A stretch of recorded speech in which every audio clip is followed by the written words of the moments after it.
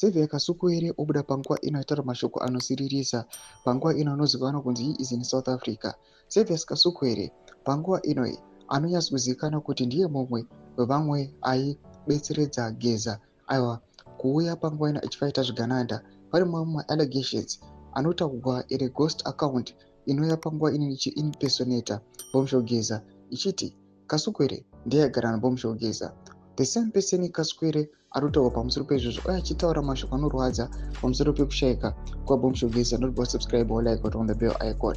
Severe Kasukuwere anodanyira achiti I am saddened by the passing of Comrade Bombshell Blessed Geza. He fought for our country during the liberation struggle when many were afraid to go and join the war. He went when he was a very young man, which shows that he truly loved our country and was prepared to sacrifice his life for its freedom.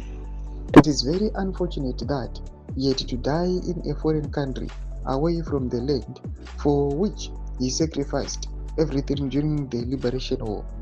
He showed courage even in his final days, at a time when many did not know that he was battling illness. That is the mark of someone who loved his country deeply and carried his pain with quiet dignity.